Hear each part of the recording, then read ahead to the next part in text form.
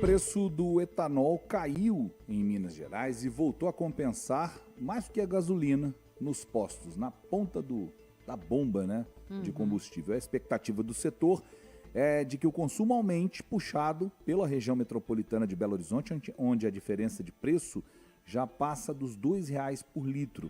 Para a gente entender um pouco melhor o que está acontecendo, qual é o cenário, a gente vai conversar com o presidente da Associação das Indústrias Sucroenergéticas de Minas Gerais, Mário Campos, que está conosco na ponta da linha. Mário, boa tarde para você, bem-vindo aqui ao Deadline da 98 News.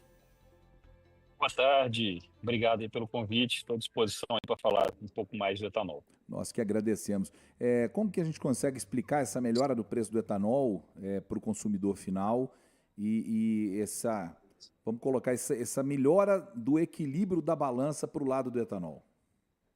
Bom, vamos lá, né? Nós estamos falando de um combustível limpo e renovável que o Estado de Minas Gerais, o governo do Estado de Minas Gerais, há algum tempo, faz um programa de diferenciação tributária entre os dois produtos para que o etanol seja competitivo na bomba para o consumidor que está aqui dentro do Estado.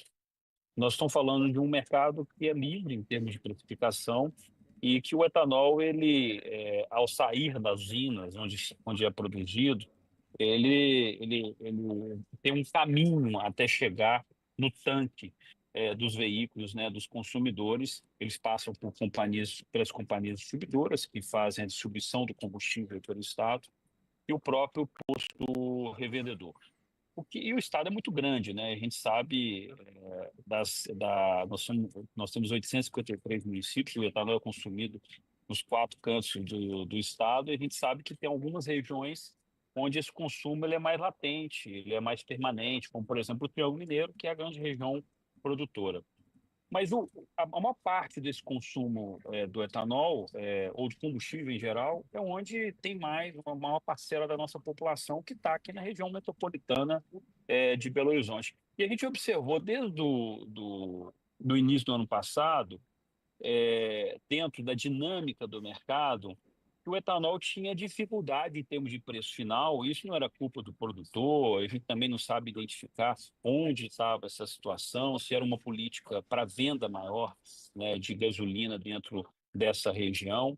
O fato é que o etanol passou muita dificuldade desde o ano passado, principalmente desde abril de 2024, nessa nossa região metropolitana de Belo Horizonte, onde tem realmente uma parcela do consumo. Uhum.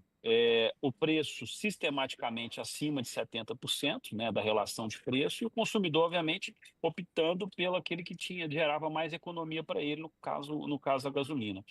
E agora, no início dessa safra, né, a nossa safra começou agora em abril, maio, somente agora junho, iniciando julho, a gente está observando uma outro tipo de dinâmica no mercado. A gente está observando que o etanol está mais competitivo, a relação de preço, quando você pega o preço do etanol sobre o preço da gasolina, abaixo de 70%, e a gente tem uma diferença absoluta aí em torno de R$ 2,00 entre os dois produtos. Uhum. Ou seja, isso vai levar a um aumento de consumo natural do produto na região metropolitana, que vai elevar, obviamente, o consumo do combustível no estado. Então, é uma excelente oportunidade aí para o consumidor mineiro, consumidor de Belo Horizonte, de toda a região, de abastecer seu veículo com combustível que é limpo e renovável. Estou fazendo essa conjunção entre economia e meio ambiente para no abastecimento do seu veículo. Uhum. Então, acho que é um momento interessante nesse ano que a gente está discutindo aí, acentuando as discussões sobre mudança climática. O Brasil vai receber a COP30. Temos aí um protagonismo grande nessa área de biocombustíveis. Recentemente aí fizemos o anúncio aí do aumento do teor de mistura, né, de etanol na gasolina. A partir do dia 1º de agosto nós vamos para 30%. Ou seja, é uma série de condições aí que fazem com que o consumidor mineiro poderá optar não só pela questão ambiental, mas também pela questão econômica no abastecimento do seu veículo. Mário, você citou aí um ponto importante, que é esse anúncio do aumento da quantidade de etanol dentro da gasolina. Isso gerou uma polêmica nas últimas semanas, porque há uma parcela, né, existe uma parcela aí do mercado que diz que isso pode ser prejudicial para os veículos. né? Mas me parece que há uma outra lógica que faz mais sentido, que diz que não tem por que ser prejudicial, já que 70%, 80% da frota de veículos hoje de passeio é flex, né? Então ela funciona tanto com combustível quanto com outro. Qual que é a visão de vocês sobre esse tema? Tem alguma possibilidade de ser ruim para o carro ou ruim para a manutenção do carro você aumentar esse percentual de etanol na gasolina? Eu só queria complementar, Luiz, porque Maiara conversando com o senhor agora, na semana, acho que há uns 15 dias, nós conversamos sobre isso e falamos especificamente sobre os efeitos do biocombustível em veículos de carga. Como que faz para responder essa pergunta também? Porque a gente conversou com o representante das empresas e ele pontuou que isso poderia trazer algum tipo de problema. Como que a gente junta essas duas perguntas? Vamos lá, nós tivemos recentemente um anúncio, foram dois anúncios, né? A alteração da mistura do anidro na gasolina, do etanol anidro na gasolina, de 27% para 30%. E sobre os pesados, nós tivemos um anúncio do aumento da mistura do biodiesel no diesel, tá? Que vai agora para B15, né? 15% de biodiesel no diesel. Então, nós tivemos esses dois anúncios a partir de 1º de agosto, nós temos essa condição.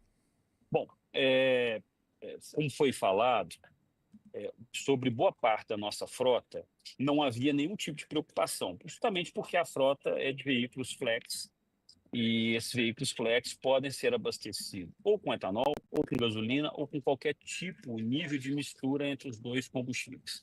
E a gente teve um cuidado muito grande. Quando eu falo a gente, que foi uma decisão conjunta e trabalhada de forma técnica ao longo dos últimos meses, após a aprovação da Lei do Combustível do Futuro, que possibilitou legalmente a gente alterar essa mistura. E o governo teve cuidado de fazer, né, de contratar um instituto, o Instituto Mauá, que é um instituto renomado, um instituto que as próprias montadoras de veículos do Brasil utilizam ele para fazer os testes necessários sobre diversos aspectos do funcionamento do veículo. Então, foi feita a contratação desse instituto, que, ao longo do mês de janeiro e fevereiro, fez todos os testes necessários, tanto em automóveis quanto em motocicletas, automóveis e motocicletas que utilizam exclusivamente a gasolina, no sentido de garantir a funcionalidade desse novo nível de mistura. Tá? E o relatório do Instituto Mauá, como eu comentei, tem esse renome e é utilizado pelas próprias montadoras, tanto de 4 rodas quanto de 2 rodas, foi por determinar que a alteração da mistura de 27% para 30% não ocasiona nenhum tipo de mudança significativa do funcionamento desses veículos, né? Então, nós estamos muito tranquilos com relação à adoção desse nível de mistura em função do resultado que foi apresentado do Instituto Mauá. O Instituto ele testou diversos veículos, os veículos mais vendidos hoje no Brasil, inclusive esses veículos agora chineses, né, que entraram recentemente aí, os veículos das duas marcas chinesas que estão presentes aí no mercado, inclusive são os mais vendidos nesse segmento exclusivo de gasolina, foram também testados e as motocicletas. Ou seja, a gente está realmente muito tranquilo com relação a isso. E é importante que a gente frise essa questão do blend de etanol anidro na gasolina, não é uma questão exclusivamente do Brasil, né? Aliás, o Brasil, é claro, foi protagonista nesse processo, pioneiro nesse processo, protagonista nisso, e a gente trabalha ao redor do mundo para que outros países possam adotar níveis de misturas parecidas com a nossa. Por exemplo, nós fizemos um trabalho muito assertivo recentemente na Índia, né? A Índia, que é um grande produtor também de cana-de-açúcar, um grande produtor também de açúcar, e a Índia caminhando a passos largos para ter um nível de mistura de 20% e, quem sabe, no futuro, níveis de misturas ainda maiores. Os americanos hoje já utilizam de forma em larga escala 10% de mistura, caminhando para 15%. Nós temos o Japão, que anunciou recentemente a mistura de 10%, mas quer chegar em 20%. E o Brasil tem, obviamente, essa determinação de mistura de 30%. Então, ou seja, e normalmente toda gasolina tem algum tipo de aditivo, né? E o etanol é um aditivo. O etanol melhora a performance da gasolina, né? Então, ou seja, tem várias vantagens. E é claro que há muita discussão sobre se utiliza ou não utiliza um teor maior, porque há realmente hoje no Brasil e no mundo, né, há opiniões para todos os lados que a rede social possibilita essas opiniões serem colocadas, às vezes, sem muita técnica, sem muita assertividade, sobre se de fato é ou não é bom para o veículo. Mas o consumidor pode ficar tranquilo que tudo foi testado de forma muito cuidadosa, né? E é claro, obviamente, todo o mercado precisa seguir à risca as especificações Uhum, determinadas pela ANP, a Agência Nacional de Petróleo, Gás Natural e Biocombustíveis, em relação à qualidade do produto. Eu acho que esse é o grande ponto no Brasil. uhum, A gente mantém a qualidade do produto de forma adequada, a fiscalização para que essa qualidade seja mantida no ponto que está revendendo, que está vendendo esse produto. Eu acho que essa é a grande discussão. Recentemente, o pessoal, por exemplo, do biodiesel reclamou e tem reclamado de que alguns agentes do mercado não estavam adotando as misturas, atual nível de mistura e vendendo um sim. produto abaixo, fora da especificação. Nós tivemos também, recente, um movimento, principalmente no estado de São Paulo, um questionamento sobre a qualidade da gasolina que era vendida ali, gasolina formulada, gasolina feita a partir de outros subprodutos, com importação, às vezes até com sonegação fiscal. Então, ou seja, há um debate sobre qualidade do produto. Agora, aquilo que está dentro da especificação, o consumidor pode ficar tranquilo que a gente está entregando realmente um produto que o veículo dele vai ter um funcionamento perfeito com esse produto. Recentemente, lembrando aqui, nós tivemos um caso em Belo Horizonte aí de 4 postos revendedores que foram fechados também. Eu acho que foi coisa dessa semana também por Semana venda de passada. gasolina fora da especificação. Então, esse que é o ponto importante. A qualidade do combustível está sendo ou não mantido dentro no ponto que está revendendo o produto, né? Eu acho que esse é o grande debate. Se estiver dentro da especificação, o consumidor pode ficar tranquilo que a gente tem um produto que vai Uhum. funcionar de forma perfeita dentro do veículo dele. Mário, para a gente encerrar, acho que tem uma pergunta importante. Eu vou te fazer, na verdade, uma provocação, se você me permite. Não quero que você me entenda mal, mas eu acho que é uma pergunta importante que você vai compreender o motivo de eu estar te perguntando isso. É, pelo que a gente acompanha, então, do noticiário, pelo que você está dizendo, existe uma concorrência, que é natural, entre o setor de biocombustíveis e o setor de combustíveis fósseis. E a impressão que a gente tem é que o setor de biocombustíveis ela mais perde esse discurso, mais perde essa concorrência do que o setor dos combustíveis fósseis, que é um setor talvez mais rico, né? Um setor onde circula mais dinheiro, onde tem multinacionais interessadas em fazer com que as pessoas achem que colocar gasolina no carro é mais vantajoso do que colocar etanol. O que você nos contou aqui é o contrário, é um combustível de qualidade, que tem fiscalização, que está se trabalhando para melhorar isso, que é sustentável e que não atrapalha o motor do carro, não atrapalha o desempenho do carro. O setor se comunica mal?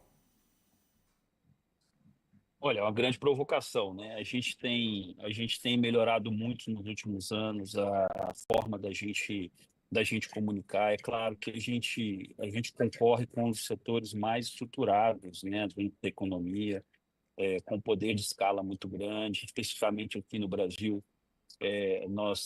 A maior empresa brasileira é a grande supridora, né, de gasolina para o mercado. Mas a gente hoje está até dentro de uma estrutura, né? Não temos muito debate entre um produto e outro, ou o que é melhor, o que é pior para o Brasil. A gente tem convivido de forma muito harmônica com o pessoal dos combustíveis fósseis, mas dentro da lógica de que, para fazer a transição energética, para que a gente tenha realmente uma redução das emissões, é preciso que a gente trabalhe cada vez mais para uma inserção maior dos biocombustíveis na nossa matriz de transporte interna. E aqui, esse modelo do Brasil é um modelo, como comentei, que a gente tenta replicar no mundo, mas provavelmente ninguém vai conseguir chegar nos níveis que a gente conseguiu nos últimos anos. A gente tem o principal programa do mundo de substituição de combustíveis fósseis por um combustível renovável e limpo em escala, da forma como a gente tem. Quando a gente explica para o estrangeiro que a gente pode parar num posto de combustível aqui, escolher um produto como o etanol, que é limpo e renovável, em detrimento do combustível fóssil de forma pura e única, realmente muitos não entendem porque nunca viram isso e provavelmente não vão ver Uhum. em outras localidades do mundo.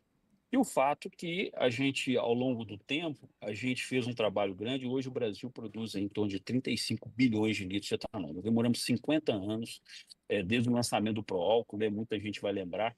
O Proálcool está fazendo 50 anos, desde a década de 70, Uhum. e a gente conseguiu chegar nesse patamar de 35 bilhões de litros. E hoje, além do atendimento do mercado interno, que a gente não consegue hoje chegar nem 50% dos veículos brasileiros utilizando etanol, ou seja, ainda tem muito caminho a andar, a gente já fala de novas formas de utilização de etanol, seja na produção de combustível de aviação sustentável, Uhum. seja na utilização do sistema de transporte marítimo, seja também para a produção de hidrogênio de baixa emissão, ou seja, tem umas grandes possibilidades dentro da estrutura e a gente estima para os próximos anos que a gente vai ter que sair dos atuais 35 bilhões de litros produzidos para agregando mais 20 bilhões de litros dentro dessa estrutura de uma forma sustentável e limpa. Então, assim, a gente está no caminho, né? É claro que muita coisa aconteceu nos últimos anos, Sim. mas a gente tem que pensar no copo meio cheio também. A gente Uhum. chegou nessa estrutura atendendo boa parte da demanda de matriz de transporte brasileira, reduzindo, descarbonizando. Então, a gente também tem que comemorar o fato de a gente ter chegado no nível que estamos. E, é claro, corrigir algum rumo, a forma da gente comunicar, por exemplo. A gente tem hoje, a gente está conseguindo fazer campanhas educativas, Sim. coisa que a gente não conseguia no passado, tendo um apoio, né, massivo aí do segmento produtivo, podendo estar na mídia, conversando, como eu estou aqui fazendo com vocês, Sim, né, sim. educando e mostrando o que a gente tem, mas o fato é que nós tivemos uma grande revolução nos últimos anos. E aí, para terminar e finalizar, o que nós fizemos nos últimos anos foi também agregar, além da cana-de-açúcar, agregar a produção de etanol a partir de grãos, né? Hoje já atinge quase um quarto da produção brasileira de etanol, vem a partir de grãos, gerando outro tipo de oportunidade para o Brasil. E a gente tem visto aí os projetos de etanol é, ocupando o país, né? Ou seja, aquilo que era concentrado no estado de São Paulo, um pouco em Minas, ali naquele cinturão ali do Centro-Oeste, a gente já observa hoje o Rio Grande do Sul entrando dentro do segmento produtivo de etanol, os estados do Nordeste voltando a aumentar a produção de etanol, ou seja, o etanol está voltando a ser um produto de fato de produção nacional e consumo nacional. Então, eu acho que naturalmente a gente vai passar por um processo de evolução da consciência, do entendimento por parte de todo brasileiro, que Muito bem. hoje está restrito a essa região que mais consome, como Minas, como São Paulo, e os estados produtores do Centro-Oeste. Tá? Então, acho que é um processo que a gente está convivendo e com certeza vai vir muita novidade aí no Uhum. futuro.